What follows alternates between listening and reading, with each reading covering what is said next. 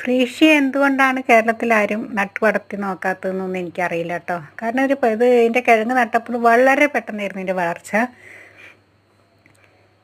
നട്ടതിൻ്റെ 3-ാം ദിവസം തന്നെ മുളച്ചു.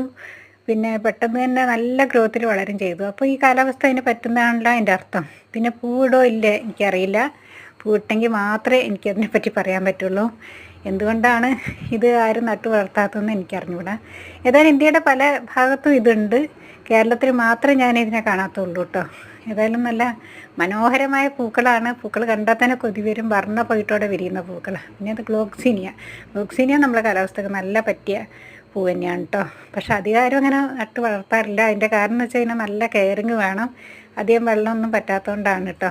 ഇതിൽ ഞാനിതിൻ്റെ മുമ്പ് വാങ്ങിയ വീഡിയോ ഇട്ടിരുന്നു. നന്നായിട്ട് പിടിച്ചു. പിന്നെ ഇത് വെയിലത്തൊന്നും വെക്കരുത്. ഒരു ഹാഫ് ഇൻഡോറായിട്ട് വളർത്താം. നേരിട്ട് വെയിലൊന്നും ഏൽക്കാത്ത നല്ല വെളിച്ചമുള്ള സ്ഥലത്തും വളർത്താം. ഫ്രീഷ്യ പൂവിട്ടാലും ഉടനെ വീഡിയോ ഇടുന്നതായിരിക്കും. ഓക്കെ.